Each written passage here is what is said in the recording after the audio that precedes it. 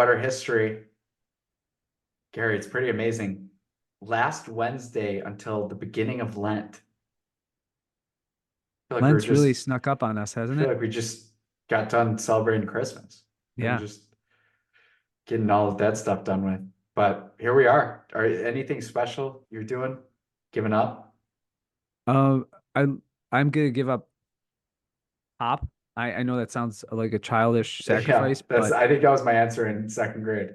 but I'm gonna give up pop, and then I'm gonna really be more intentional, excuse me, about going to Eucharistic adoration, which is a practice and devotion that I used to do with more regularity, and it's really fallen out of my prayer life and my spiritual life. So I really want to get reacquainted with doing that. And then during Lent, as I do with Advent, I read the Office of Readings, which is a spectacular part of the breviary and the liturgy of the hours, which I hope because it features so much of the works of the fathers of the church and doctors of the church. I really love reading those and hearing their profound and holy insights. How about you, Charlie? What are you looking to give up? By the way, do you do a little pre-fasting for Lent? I'm starting to cut down cola intake and then as kind of training for the 40 days. So what I'm giving up is not really material. I'm giving up the snooze button.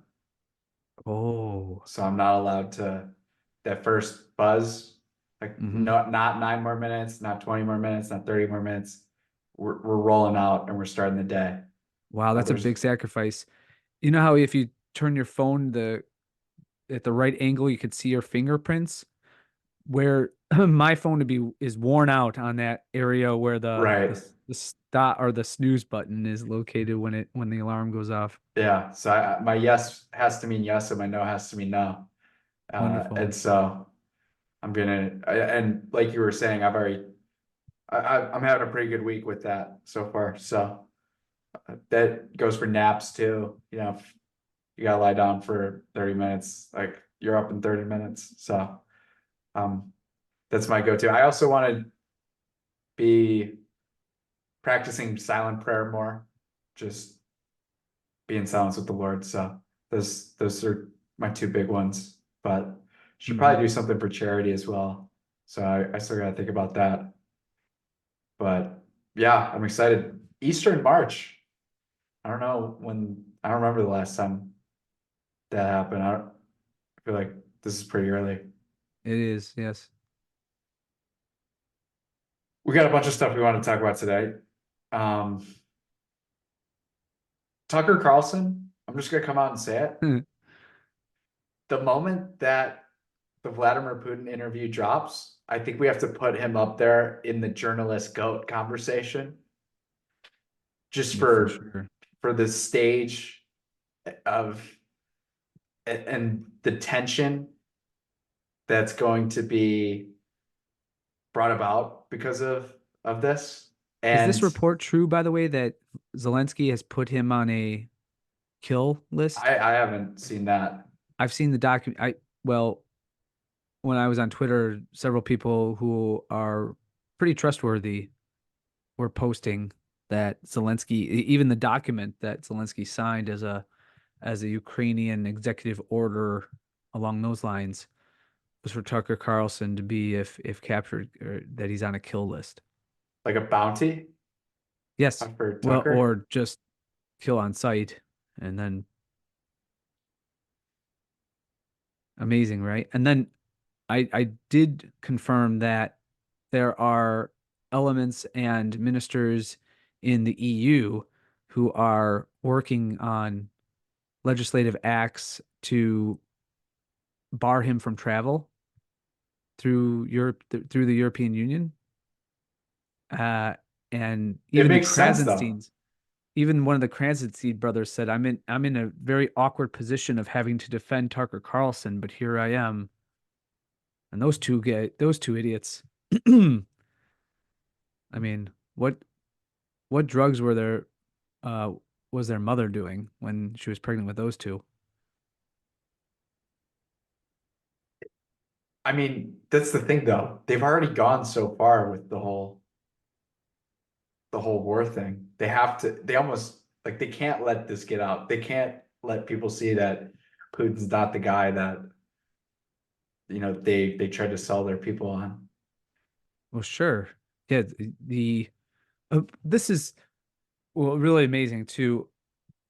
In the world in which I work now in finance, it's just absurd to think that if you compare governmental systems and you worry about political risk when contemplating investments, to consider that in for all intents and purposes and in reality, the notion that the United States is some sort of capitalist free market, altogether free society where there's a marketplace of ideas and exchange, and this is what makes the United States the special place it is.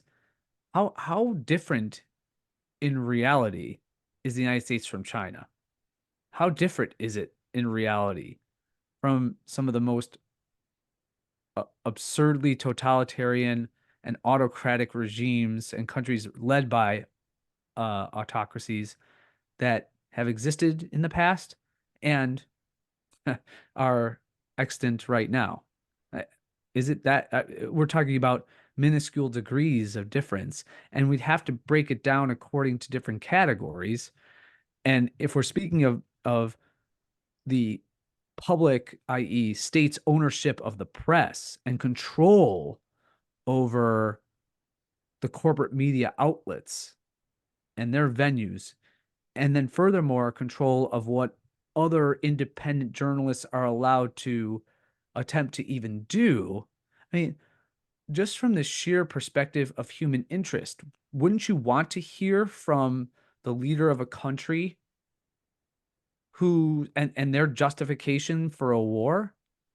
But just like in 1984, wherein you're not allowed to hear what East Oceania is doing or whatever what their leadership has to say about this war, and instead you get just boiled down reports that are all glowing from the front.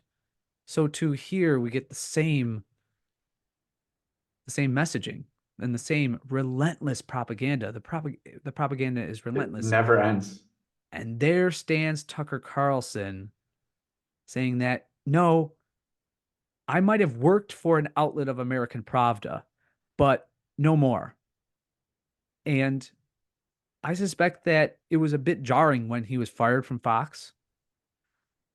And what it's amazing what I would argue God has done with this man. What God has done to him in working through his talents and gracing him with both the courage, wherewithal, and the real intestinal fortitude to recognize that he's being called to something much more noble, heroic, and virtuous in revealing as a true journalist with actual, I know this is it's a phrase riddled with absurdity that it's almost futile to utter it, but journalistic integrity.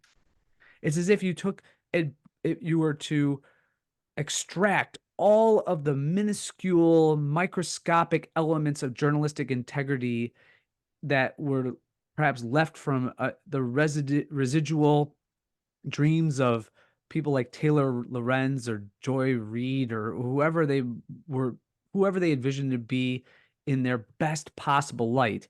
And you took that from the entire press body who are just absolute sellouts now and in league with the demonic, in league with the censorial, in league with the state, and just pure propagandists and very unimaginative ones at that, and unintelligent ones at that. And if you were to take those just little microscopic and then through a powerful series of reactions of osmosis, just all put them and they coalesced in Tucker Carlson.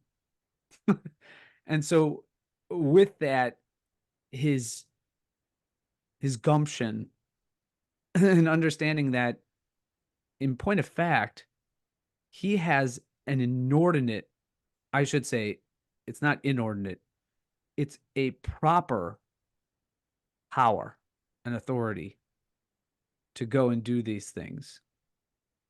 And the world is better off for it, at least the free thinking world. However many of us there are left. Hmm. And it seems as though, at the very least, when 84 million or 85 million people watch your short introductory clip explaining why you're going to interview Vladimir Putin, then whether they were silent and the divine bug of agency had been squashed within them during COVID, well, now it's being resurrected. I suspect the brilliance, we lament that we're living in these times sometimes, even on this podcast when we get blackpilled. Right.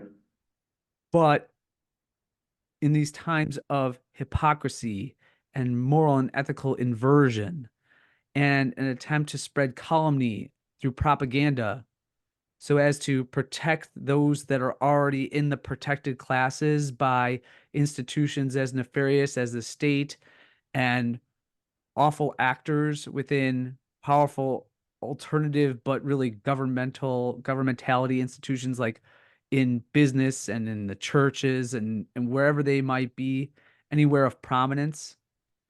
Well, we have the means, the media, we have the opportunity, and just as in the past we've talked about these beautiful moments wherein when we talk about the idea that Brett Weinstein can go on and, as someone from the left, recognize the dangers inherent within illegal and violent mass migration, and then diagnose as a scholar and someone who's an accomplished biologist the absurdity of lockdowns and masking and COVID protocols, and then determine quite openly through his analysis and all that he's gained and gleaned from his research and activity and work that something ill-intended and malevolent and nefarious is going on here.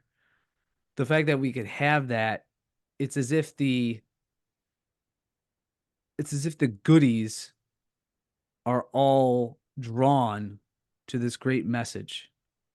And I'm reminded of what Jesus says in the scriptures. I believe it's in the Johannine literature, in the Gospel of John in particular, where he says, I know mine and mine know me. They hear my voice and they come and follow me. Sometimes that's just simply through prayer and contemplation that we hear his voice. But oftentimes it is uttered and resounds and is even magnified by the tens of thousands of people of goodwill that are here with us, that the demons would love to grasp a hold of with their claws, but they remain committed to the good, the true, and the beautiful. And they're not ashamed to go and pursue it. They're on fire to go and pursue it and then reveal it to the rest of the world. So what is going to transpire, do you think, here? What is this interview going to mean, Charlie, in your mind? He might be the next Julian Assange. We might be talking about how do we free Tucker Carlson? I mean, why not? We already did this with a guy, you We know? and Snowden. Right. I realized Snowden was a different case in the sense that he was revealing state secrets. Of course, the state secrets were that the United States is a murderous imperial regime hell bent on destroying countries with which it and Israel are not allied, or any movements with which it and Israel and the CIA might disagree or might somehow challenge their hegemony or dominance and real ill will throughout the world with and that of Mossad and Israel. So, um, but yeah, I get your point. And this could absolutely be stoked for like, I don't mean to sound the sirens off, but like this could absolutely bring America into war even more. Um, they Tucker Carlson can be used both ways here. He can be Mm, used by the good and by the bad. He could be Archduke Franz Ferdinand also, where it's just like the whole Tucker. You remember that with the Tucker guy? spark. Uh, Yeah, you know, mm. I, the scale. I don't think. Maybe I'm being dramatic, but imagine after the Super Bowl, let's just say the week after the Super Bowl, we hear Tucker Carlson's locked up, the interview never gets out, you know, he's locked up in some, I don't know what country it would be. The interview's never getting out. That would be like a huge deal amongst the the American conservatives.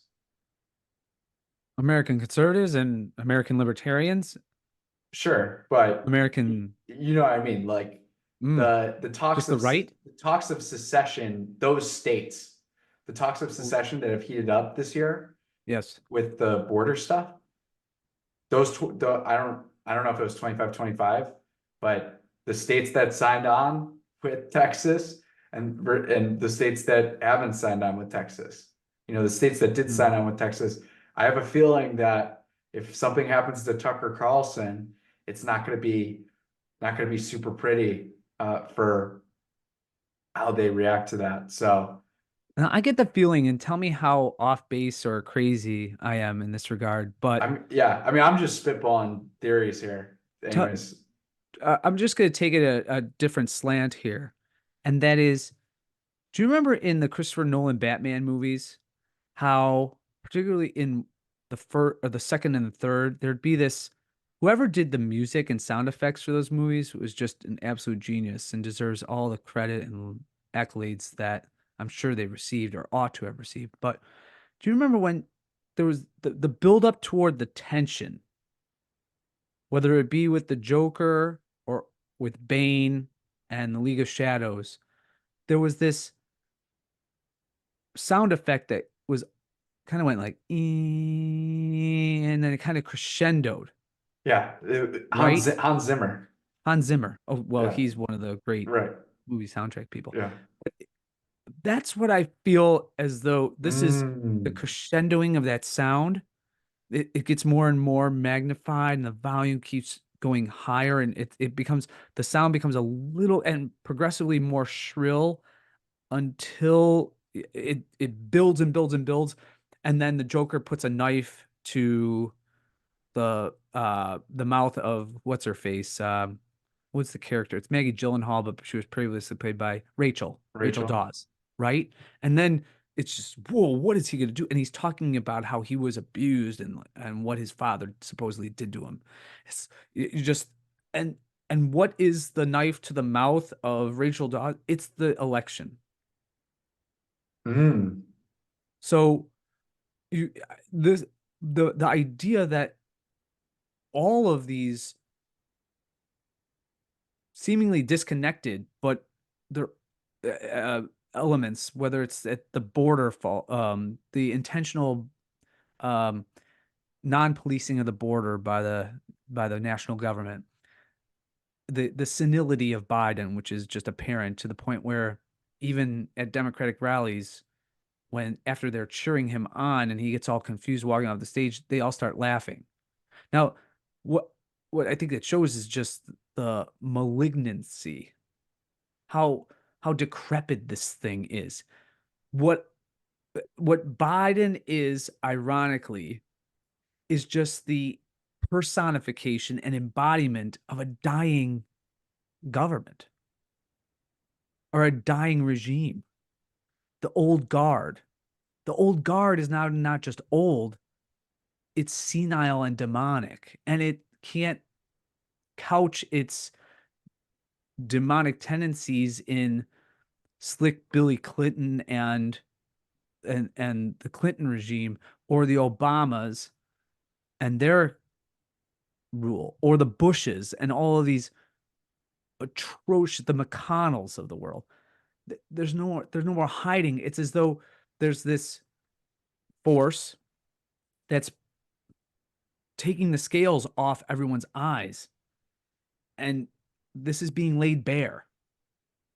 The corruption, the disgust, the decrepit nature, the morbid nature of it is laid bare.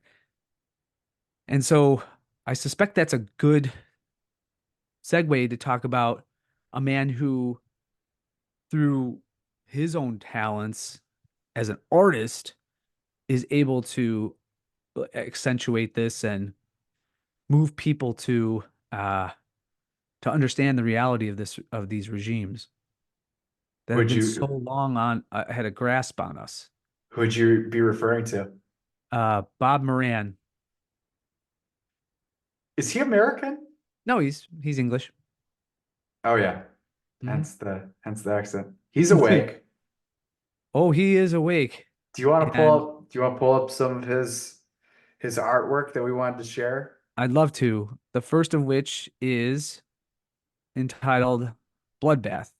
And if you're listening to just the audio only, you might, if you are able to, switch over to the video because this is pretty great. If not, look up this Bob Moran guy. He's pretty special.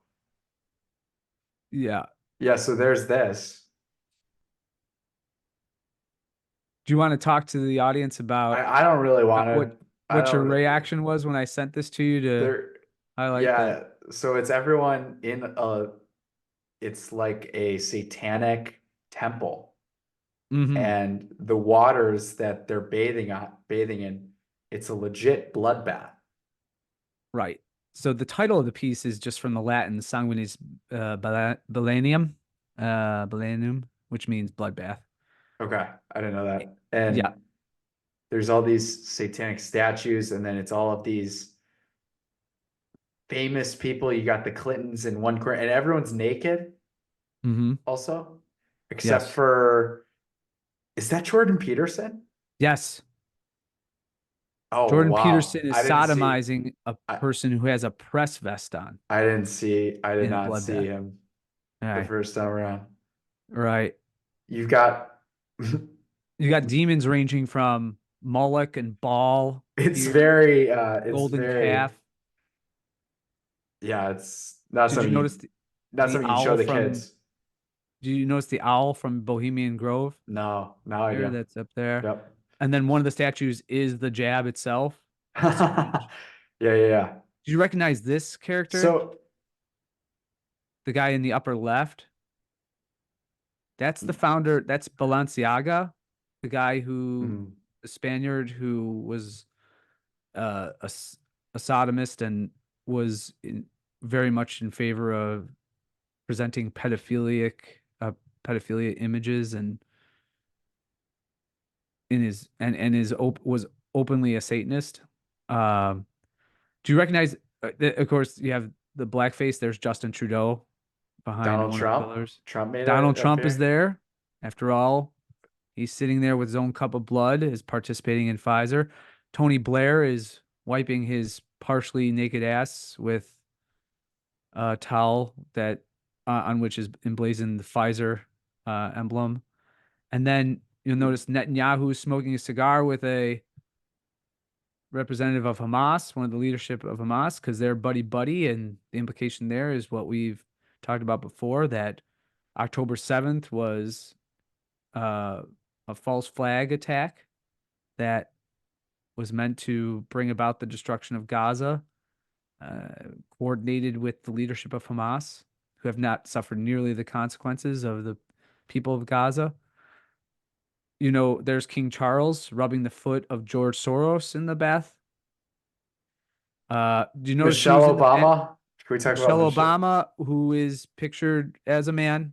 Picture as Michael Obama. Yeah, he pictured as Michael Obama with a full phallus, and Barack Obama very excited about Big Mike there. The Clintons aren't back, of course. Uh, in and amidst so many demoniacs and demons, Bill Clinton is aroused. Certainly not by Hillary, who's near him constantly.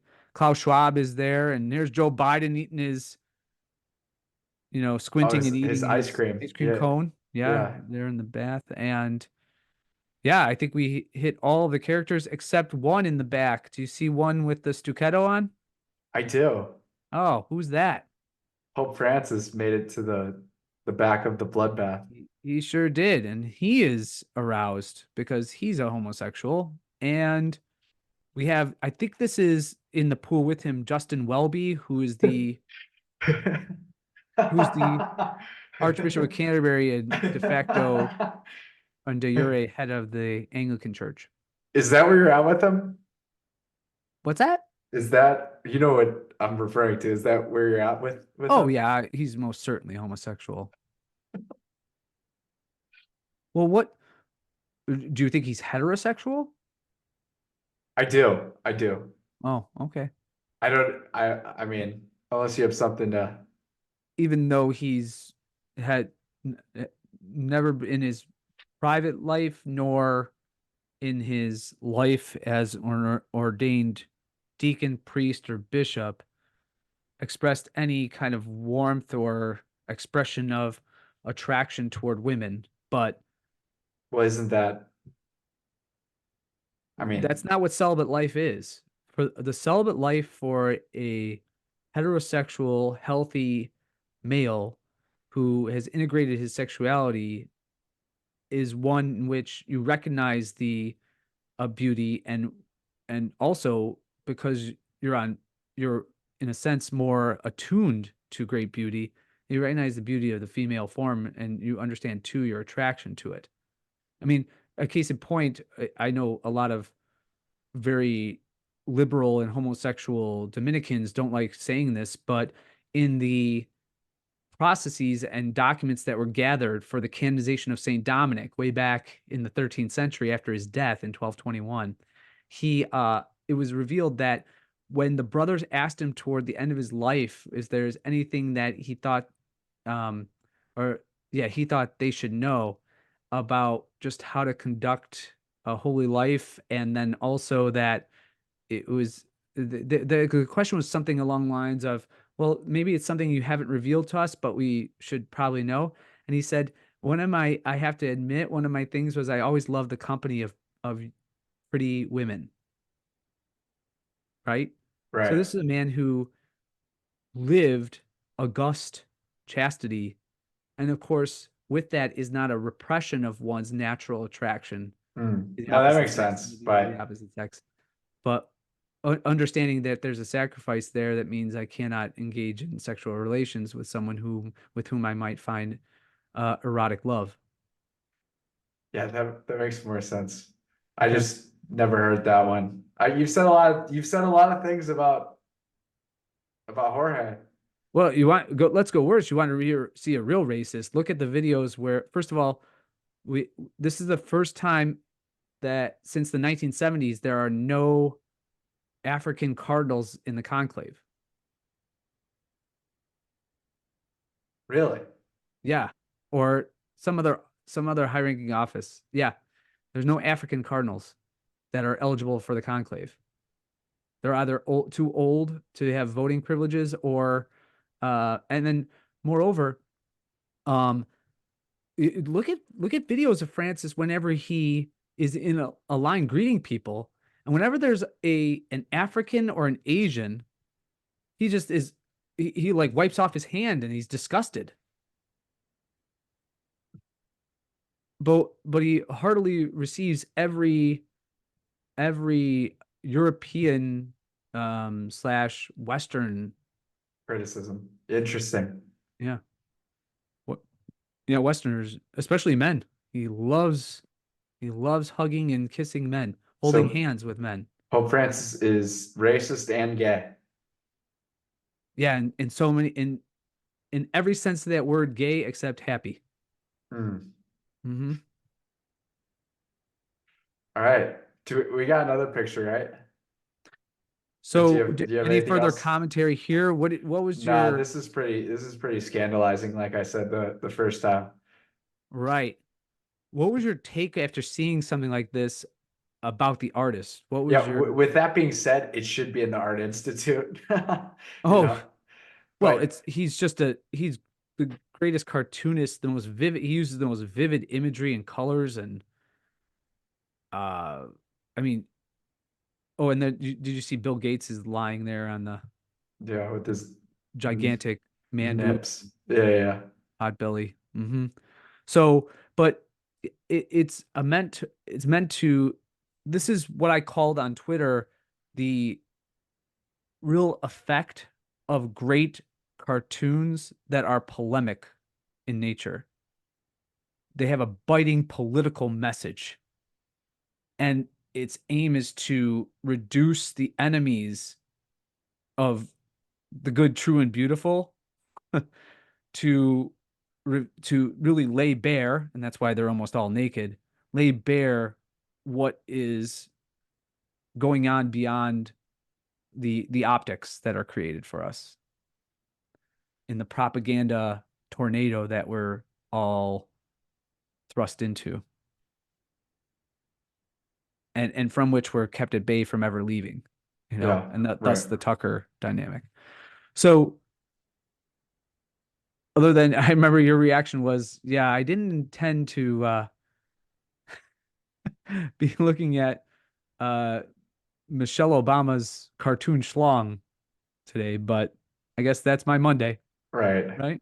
Yeah, So the second cartoon, which has drawn even more of a shocking reaction, and Bob Moran has faced wide criticism for, and you can suspect why we could talk about this more, is this one, which, if you'll allow me, I have to switch over to. I don't know if it's gonna let me. Oh, okay. Hold on. I hate when you're trying to move a window and yeah, there we are. Okay. So here's the kosher cartoon.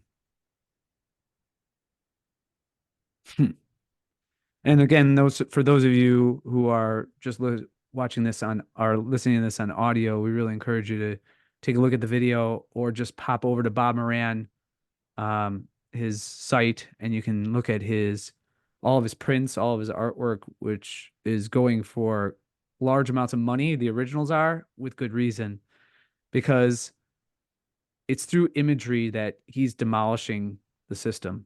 I as much as you have rightly and did previously in the episode laud Tucker Carlson for his absolute bravado and courage. And this is Tucker Carlson's going to do it with his interviewing skills.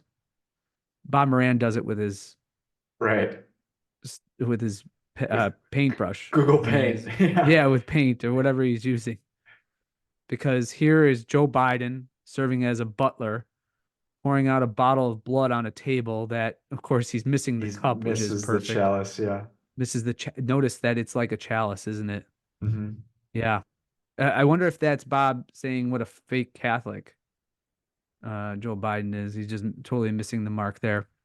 We're just the church of it all. Yes, yeah, that's right.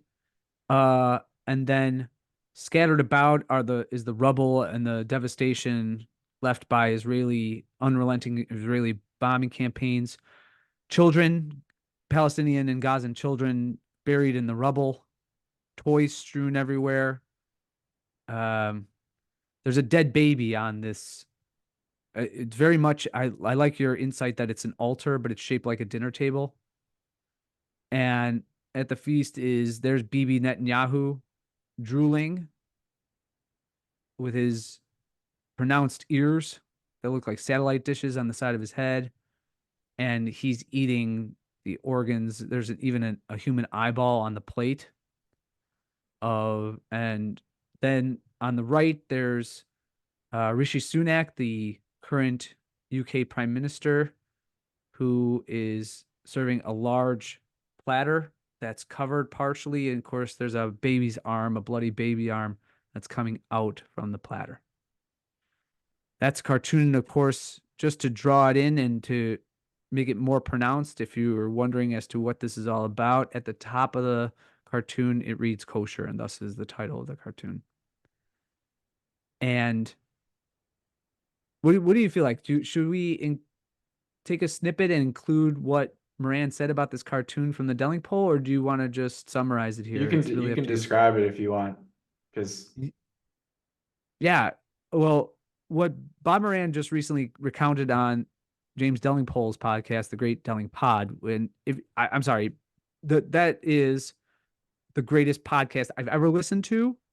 The guests that he has on, and just the host is so awake and so based and so, again, the he's James Delingpod, or James Delingpole is just the creme de la creme of yet another journalist who was in the scene, and who was a writer, and who envisioned his life as being one in which, at one point, as he says, through his writing skills and the success that he had writing for the Spectator, Telegraph, the Daily Mail, and other outlets, well, sure enough, that he was going to get a tap on the shoulder.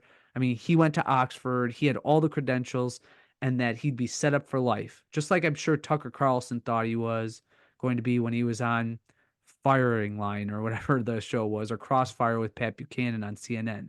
right, And maybe and for a time, certainly Tucker was that guy. And then, and Bob Moran felt the same way when he was working for the Telegram, that as the chief cartoonist and political cartoonist, that he was just going to get constantly promoted, and that they had done the frustrating thing, I think, from their point of view. And it's one that I share just in my own lived experience, which I hate saying, but just in my own life, is that when you are observably at the top of your profession, and it's a career for which, and a profession for which you prepared and worked assiduously towards success within, and it appears as though by all measures you're successful at it, whether it is education as it was in my life, or whether it was or writing history, or doing journalism, or whatever it is, when that's ripped from you and it's taken away, that is a shock to the system. That is a shock to the system. So after the shock, there comes decision time. And decision time is, do I see this as providential? Do I see this as some arbitrary, wanton, and meaningless punishment from some non-existent imagined gods and goddesses, or spirits, or geists, or whatever it is, or just plain bad luck and or misfortune? Or do I see it as, again, God's powerful intervention in my life? And then what am I called to do further? Am I to shrink into the background? Was all that work for naught? I mean, after all, was all that work for the purpose of gaining a six-figure or seven-figure job, or fame and notoriety and security for even my family, as much as, or our family, as much as that might be nice? But no, you're called to something. You're called to something greater. And we had an episode months ago, and when I was listening to Bob Moran talk with James Delingpole and about their situations, is they were torn from those jobs. They were torn from their cushy, aspirational paths, and they were ripped from it, and they couldn't be happier now. They see it as a great grace and gift. They were delivered. It was their exodus. It was their exodus. And then once you're taken away from the flesh pots, if you'll allow me to extrapolate from the Torah, once you're taken from your flesh pots and your comfort, and where you think you're going, and where you feel as though you've had control, and you're then out of control, and you have this willingness to surrender to God, and to understand and hear his voice in the good, true, and beautiful, especially as he presents himself in the Holy Eucharist and in the sacraments and in confession, and how the Holy Spirit fills your life with the gifts, his gifts, fear of the Lord, fortitude. I mean, it's a wonderful thing. What Bob Moran has done here is a wonderful thing, because he's highlighting, of course, that there should be no ambiguity about what this is. He knew exactly what the ramifications were in creating a cartoon of this nature and calling it kosher. It's ironic because he said, well, the reason I called it that is because I knew the backlash was coming and people didn't understand that that's what the cartoon is all about. That the Jewish people, more so Zionists, identifying with the larger body of Jewish people, cannot and do not have permission to excuse or to and have the perpetual excuse because of the Holocaust and other crimes, pogroms perpetuated against the Jewish people, to simply then go on and perpetuate their own genocide. And then when anyone has the audacity or just the sheer desire to speak in a common sense way to challenge this blanket immunity that Zionists in particular love to shroud themselves in, then they're deemed as anti-Semites, and the questioners, the inquisitors, if you want to call us that, are condemned to being canceled or condemned to having these smears. And what Bob Moran expressed was, by calling kosher, he's just announcing, I don't care.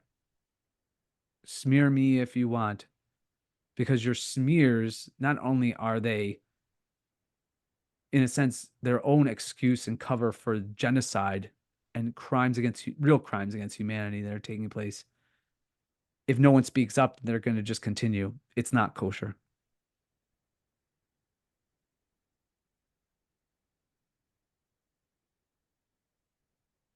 Your thoughts, Yeah, Charlie? yeah, that was great. I mean, yeah, but the rest of the website too, even just these, we just highlighted two, but if you really want to get the whole Bob Moran picture, his website, he's awake on everything. On everything, the jab, war in Gaza, war in Ukraine, pharmaceutical industrial complex, the military industrial complex, the media industrial complex.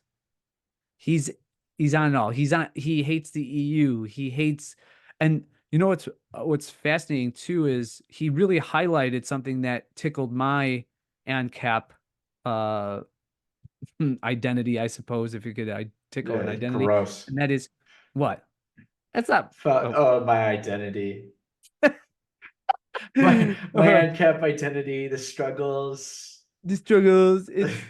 It's really rough out here having the only I had to find bag. myself. I had to find myself. Yeah. Did I get Okarkis That's there the or what? vibe. Yeah, that's the vibe you were giving me right Oh, there. Like forgive me. you're In driving that up. case, You're no, driving.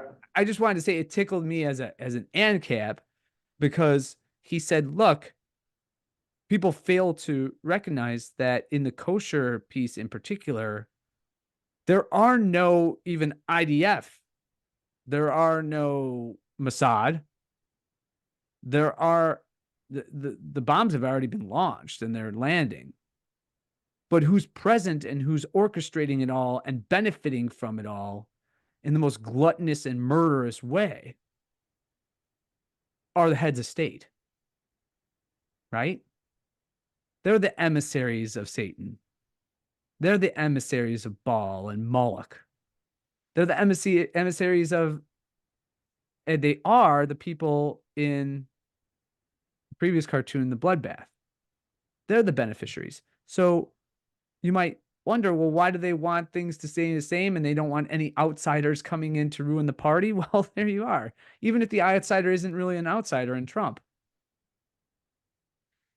he represents a danger to the narrative, not necessarily a danger to the system.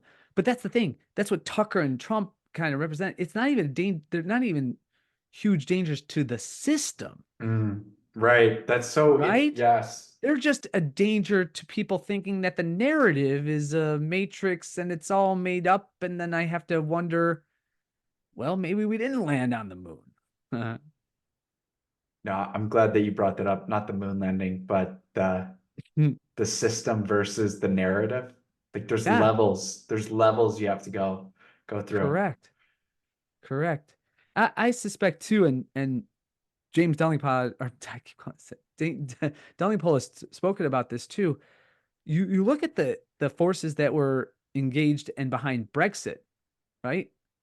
And even though ultimately it was somewhat achieved that Britain left the EU, there were there were globalists that were in favor of exit so that they might just put in globalist policies in Britain with a greater speed and with greater alacrity and under under the guise that they were doing it for purely national rather than multinational interests.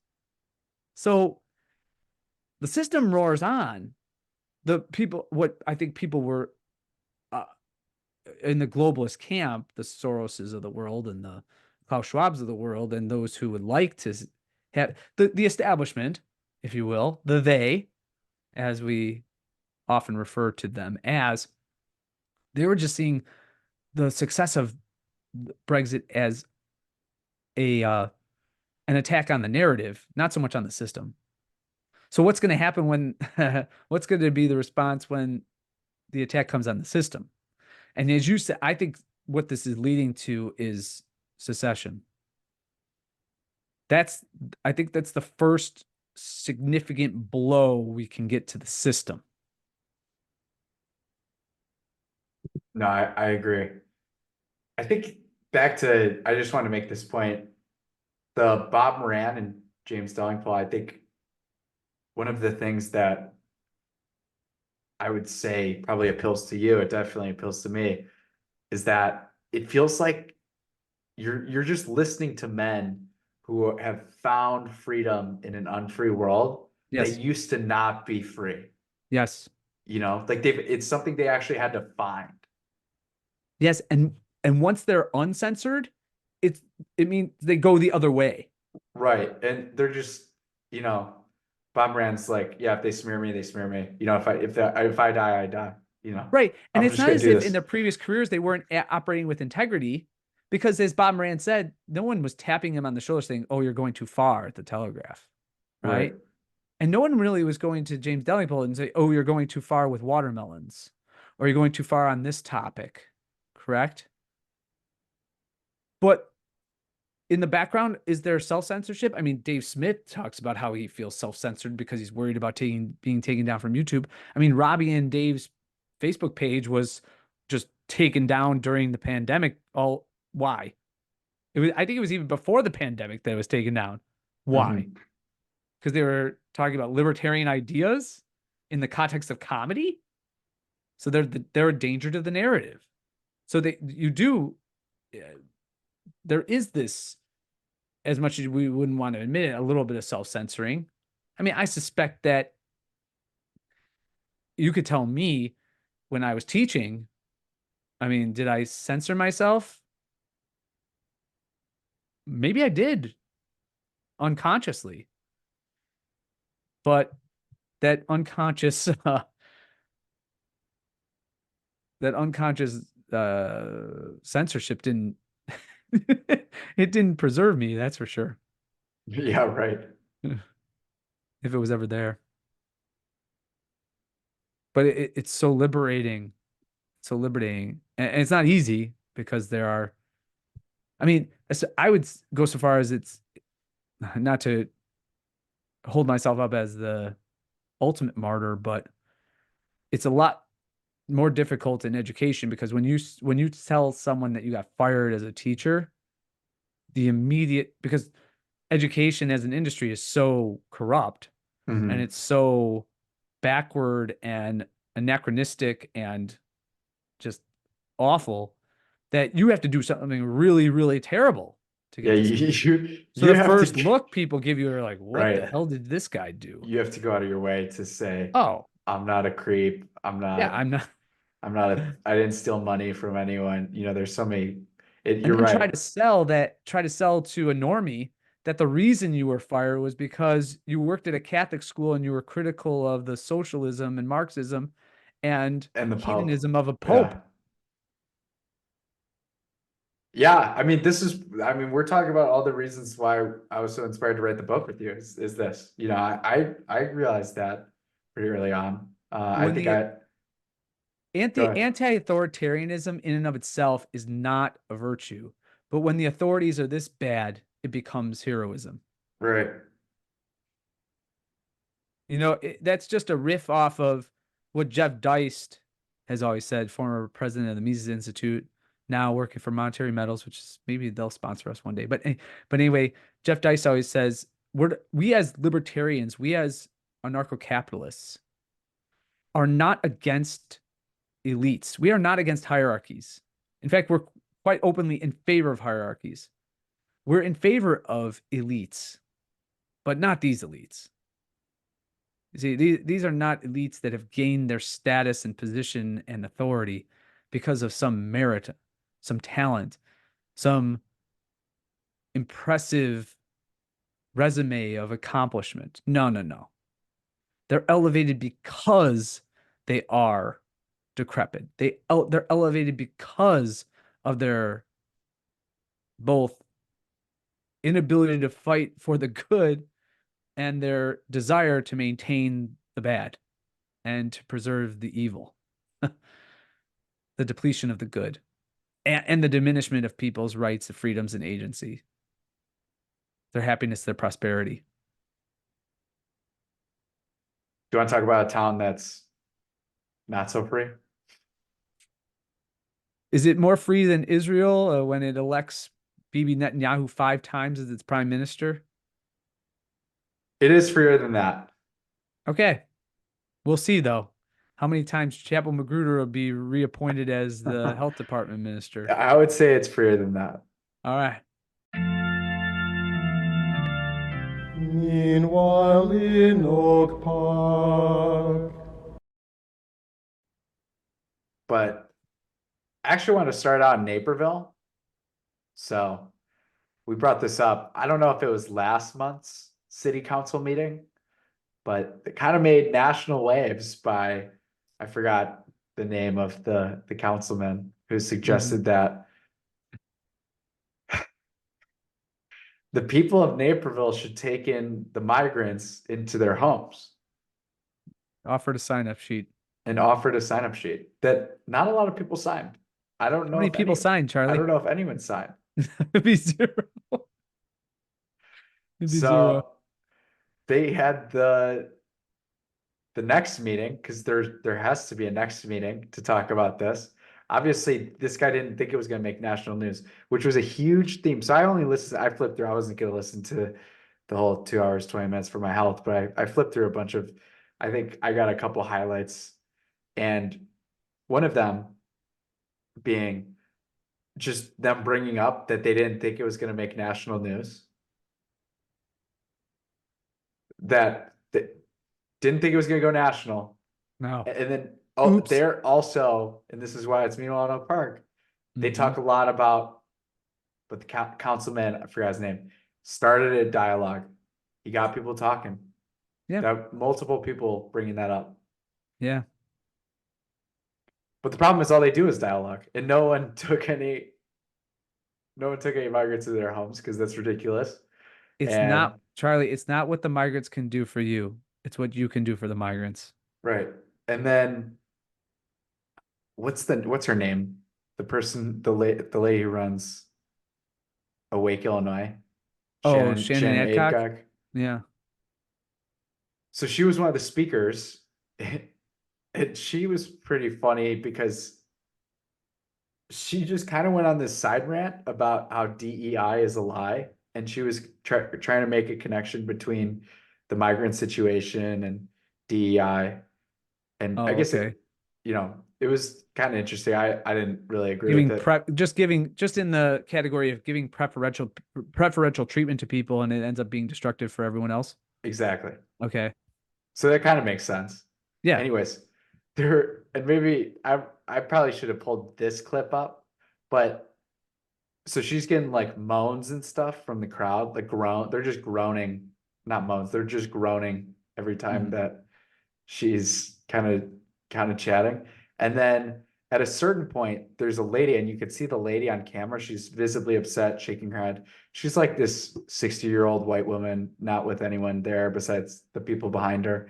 And she's bringing up about how DEI is a lie, and she says it again. And the lady just stands up and says, "You can kick me out. You can kick me out." And it's not audible because the microphones aren't connected to her, but you just see her storm, make a big scene, walk out of wherever this city hall or wherever this thing takes place. And people are like clapping for her as she's course. walking out. Like she's like a hero. Oh yeah, she's a hero, all right. So Well, there were some other moments.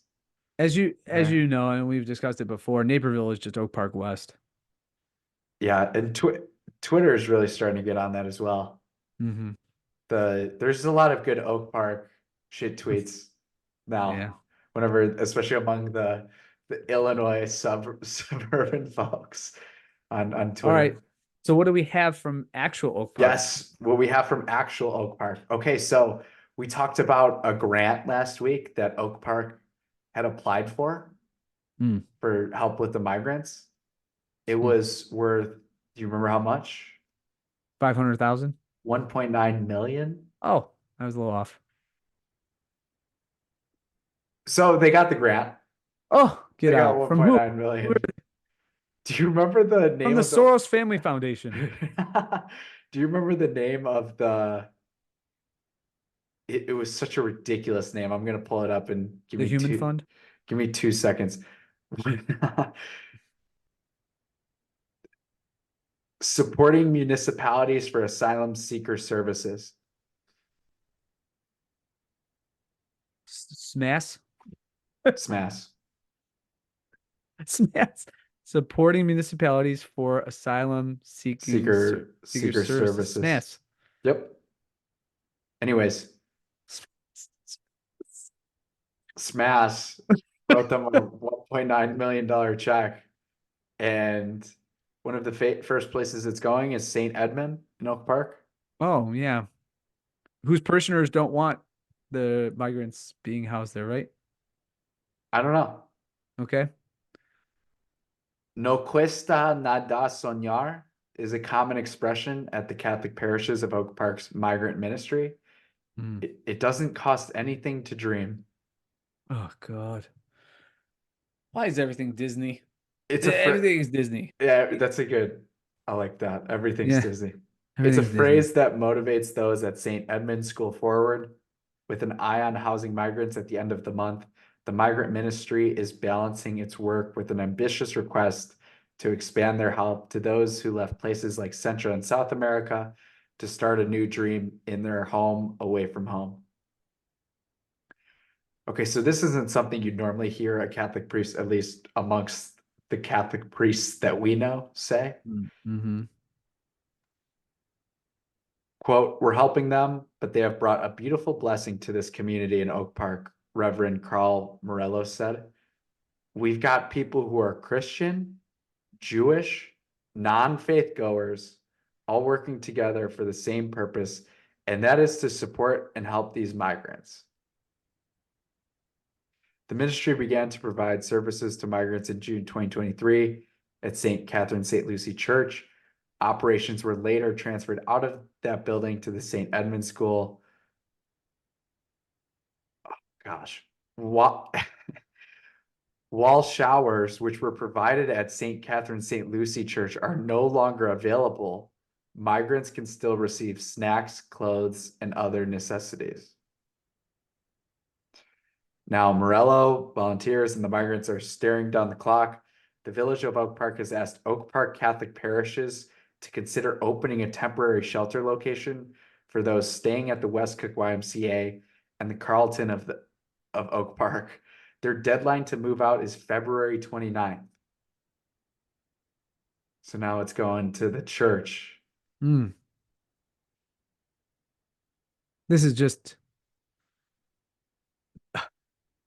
what's really disgusting in its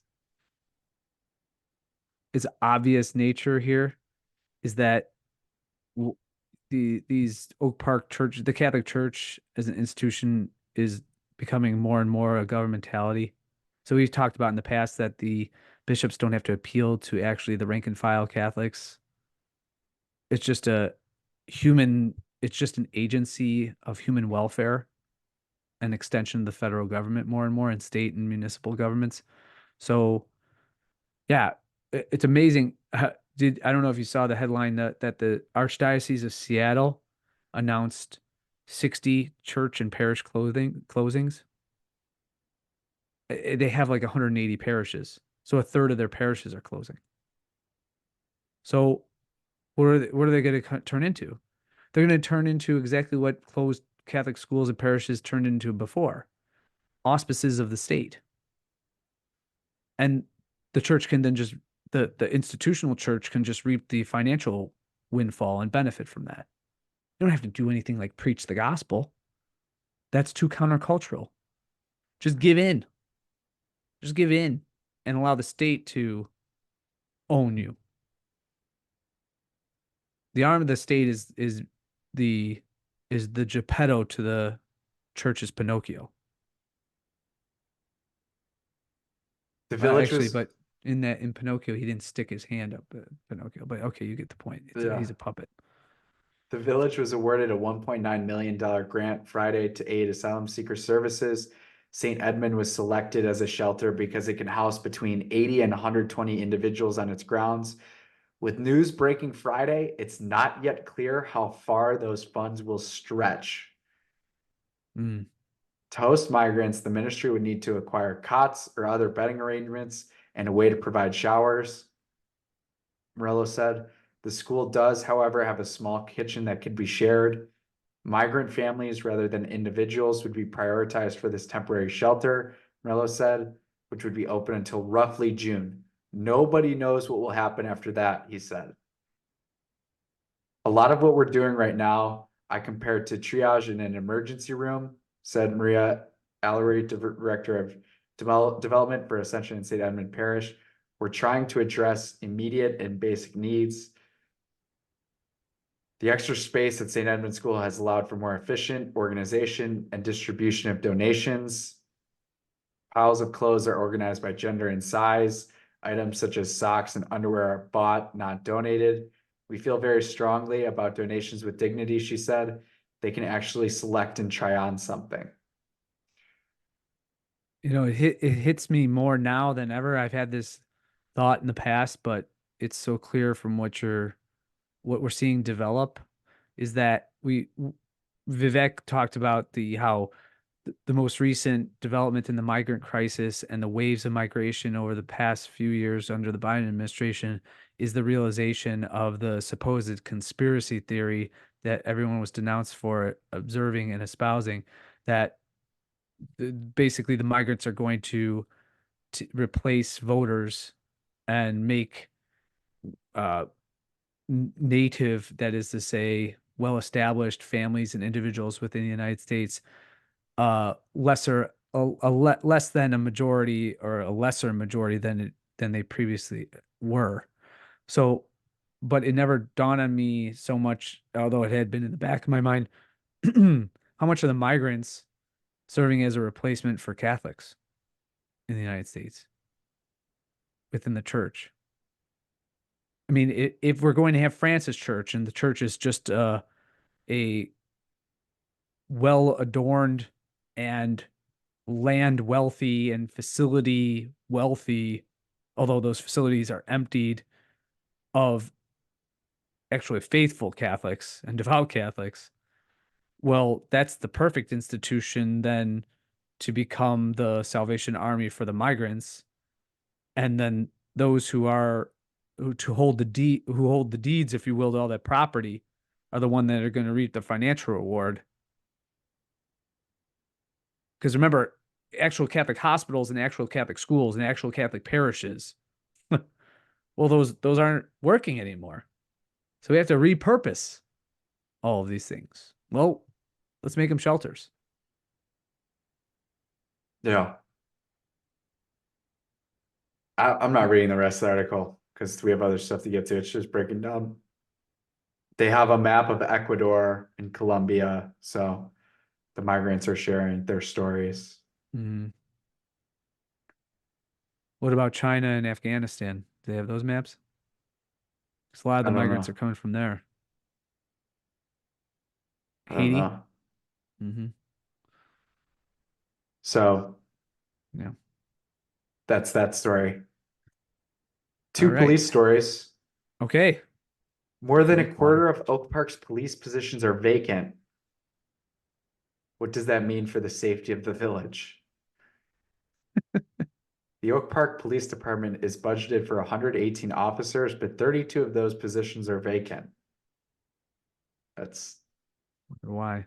substantial.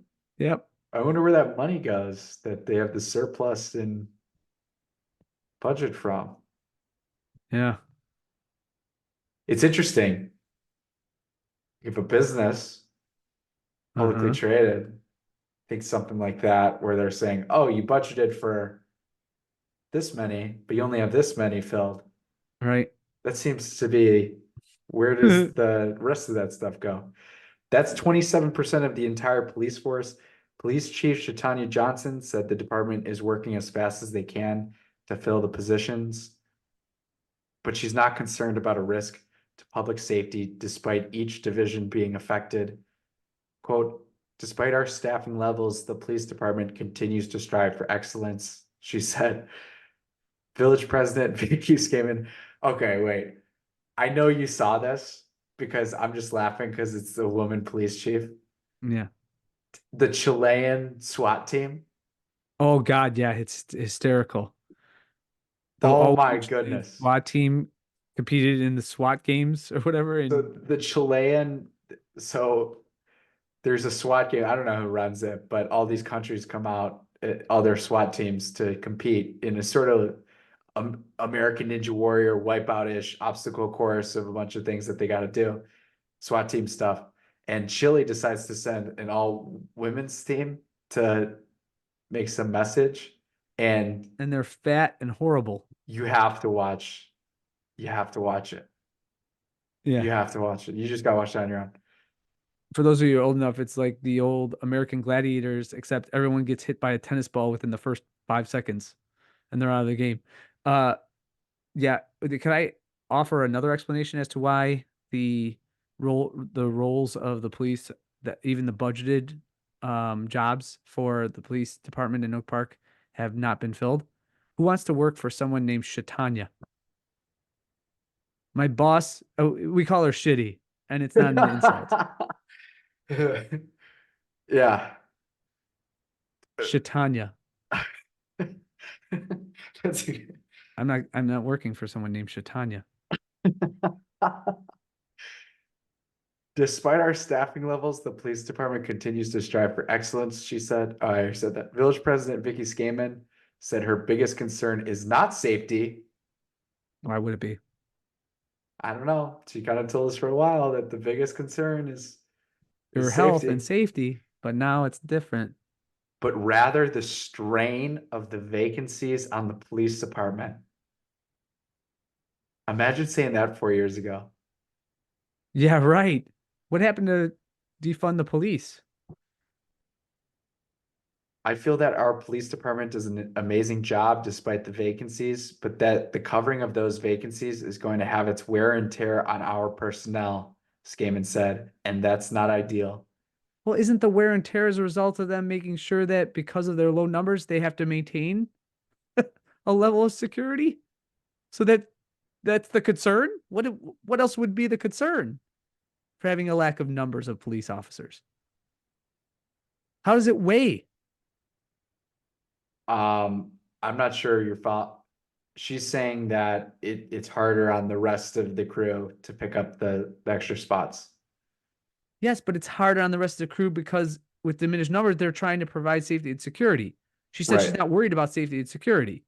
Oh, yeah. No, she's an idiot. So, Yes. Okay. We have that established. That's for yeah. sure. One Oak Park resident, Richard Willis, expressed his concern about the vacant officer positions in a letter. Willis, a former Oak Park Township trustee and community mental health board member, said he believes the lack of officers hinders the department's ability to keep the community safe. Thanks, Richard, on Yeah. that analysis. That's awesome. In the letter, Willis questioned whether the shortage has led to more shoplifting incidents or traffic violations and urged the village board to work with the police department and union representatives to find a solution. Oak Park is not alone in experiencing an officer crisis shortage. The United States is experiencing police department vacancies nationwide and has been since 2020. Yep. Johnson said the number of openings in Oak Park is the result of retirements, the COVID-19 pandemic, and a general lack of interest in entering the police force. And Yeah, the- all those cops that didn't want to be, that chose not to be cops because of COVID. yeah, right. Yeah, It's yeah, just I'm like sure. Elizabeth Warren's corporations are greedy just sporadically in arbitrary and fashion. They just all of a sudden wake up and they want to go, oh, we're gonna put less Doritos in a bag and charge you more. Or we're gonna not do that in non-inflationary periods, but we're gonna do that in inflationary periods. Those things don't coincide. Idiot, Elizabeth Warren. Go ahead. Sorry.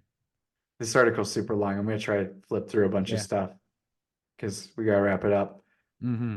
Officer resignations were up 47% between 2019 and 2022, and retirements were up 19% according to NBC News. That's nationwide. Experts speculate that young people are less enthusiastic about training to become police officers to fill those veteran vacancies. Hmm. Gee, I wonder Yeah. why. Yeah. In Oak Park, the police department saw a massive group of new hires in 1989, but after 30 years, the officers were able to access their full pension, prompting many retirements in 2019. That year, 2020, also took a toll on police, Johnson said, after the murder of George Floyd. His death sparked protests nationwide against police brutality.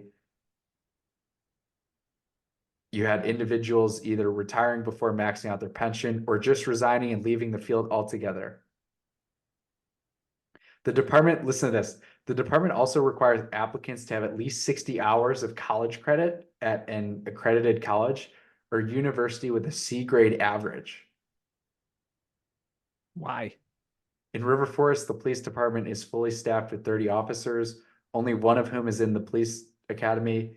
Keeping the River Forest Police Department fully staffed has been the result of modified procedures and requirements, says Police Chief James O'Shea. For example, the department only requires 30 hours of college credit. Many officers still have college degrees, but this reduced requirement allows for a wide range of candidates. Mm-hmm. So, River Forest says they've had good luck with that. In the fiscal year 2024 budget approved by the Village Board of Trustees in December 2023, the police department budget was increased by 7%. Less officers, more budget. The result of pension expenses and increases in salary and benefits. There you go. Quote, it's very important that all employees of our village feel appreciated and supported and have what they need to do their job well, Skaman said.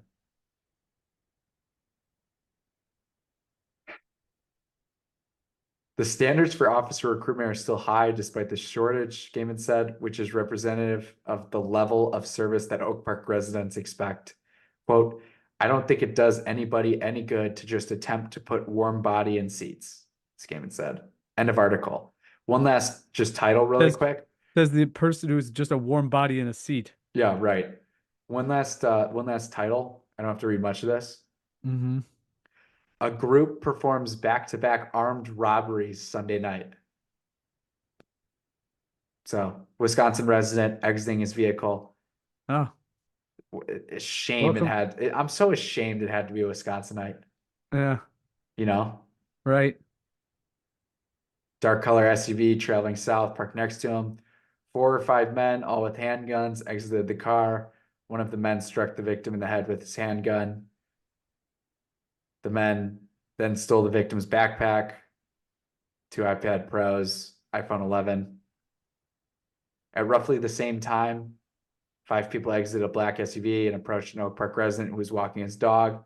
One of the individuals struck the victim with a handgun and stole his jacket. The 5 individuals then fled in the SUV. That's it. They didn't talk about anything that happens next. No note that if there were more police officers, they could have thwarted the attack. But I take that back. We know what police officers are there to do. They're there to take the report after the fact. Yeah. Yeah. So hopefully they took good notes. Yeah, per Murray Rothbard's instruction in the 1970s to unleash the police when crime got out of hand in New York in the 1970s, unleash the police from the ANCAP of ANCAPs, Murray Rothbard, right? Unleash the police. Well, here, there's no police to unleash. Right. So when the shit really hits the fan, what's going to happen?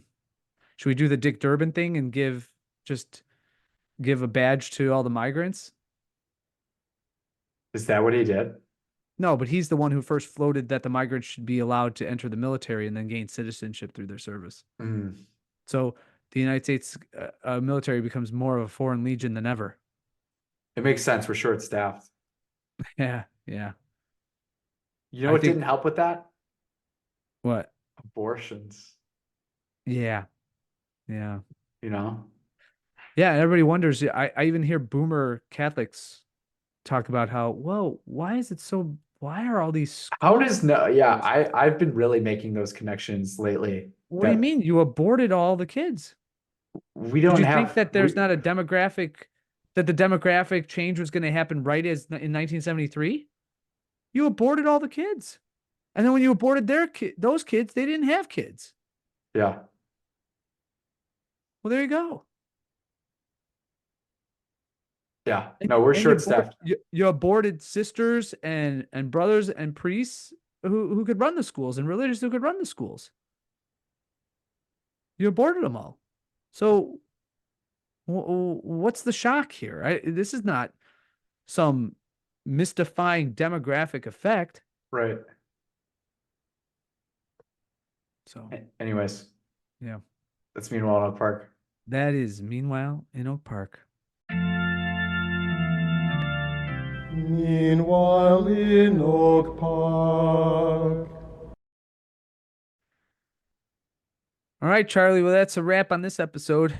Want to encourage people to again support our sponsor. Trevor at Trinitine Brew released on Twitter the Terror of Demons double IPA bottle. And it looks amazing. It is, if all the other bottles look even just approach this, as I know they do, and some of them might even surpass it. I don't know how, but it is so beautiful. St. Joseph Terror of Demons double IPA coming to a store near you eventually after the initial release of the Trinitine Brew offerings. So can't wait for that. Gosh, Charlie, how happy are you going to be when at the close of Lent, you can go out to the store and buy a bunch of Oh, Cristeros from Trinity. is that Well, no, I'm just hoping. That's just my hope. okay? And at the end of Lent, we'll have some. 'Cause I don't was have gonna any say inside it's track. gonna. Yeah, it's gonna. I mean, it'll probably bring a tear to my eye if I'm drinking a Trinitine Brewing on Easter Sunday. I'm not gonna lie. I don't think it's gonna Yeah. move that quickly, but